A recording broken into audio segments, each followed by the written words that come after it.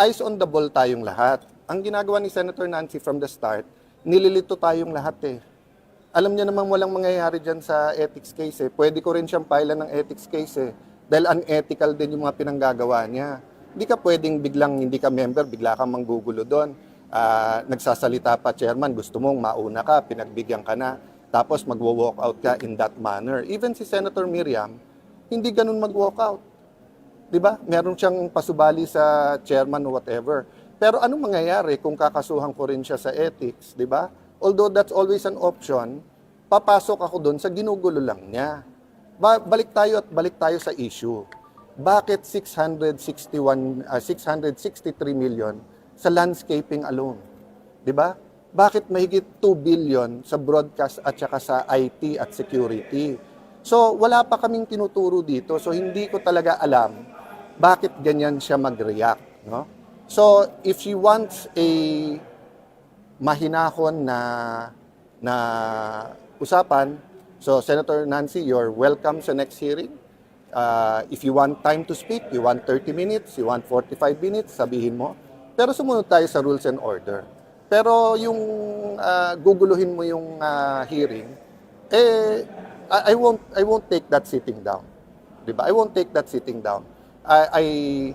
Part of me regrets what happened. Part of me regrets na parang pareho tayong senador, hindi ba natin pwedeng ayusin 'to, 'di ba?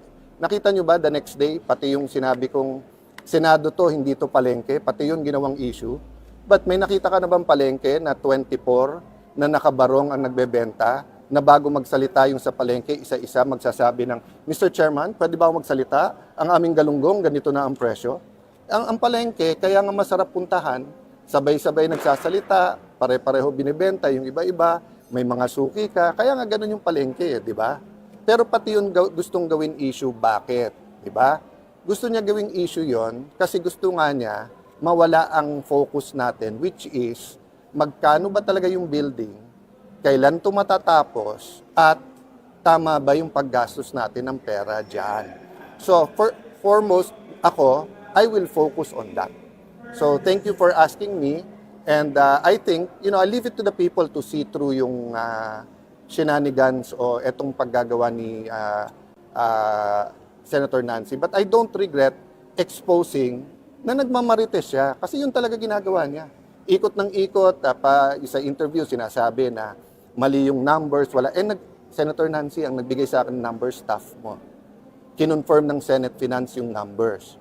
Tatanungin mo ang DPWH para magkamali sila na 23 kasi 21.7. Kaya ako nga nasabing buang na kasi nga parang nagising ako sa mundong ito na sinabi ng DPWH 16 billion malayo sa 23. Nag-sorry sila, ikaw pababawi mo yung sorry kasi 21.7 billion.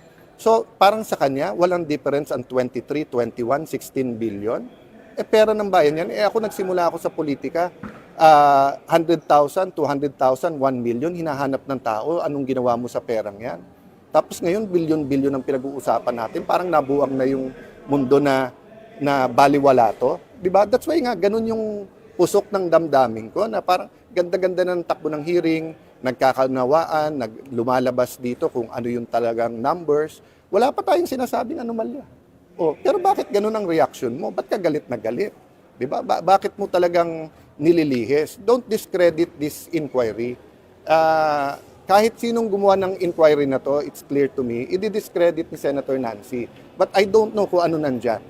So wait for the next hearing. She's welcome. I'll give her time. But sumunod tayo pare-pareho sa tamang decorum. Pero dadating ka doon, patapos na hearing, magsisigaw ka doon, uunahan mo ko, makikipagdebate ka sa chair, tapos magwo-walk out ka, diba? Guguluhin mo lang.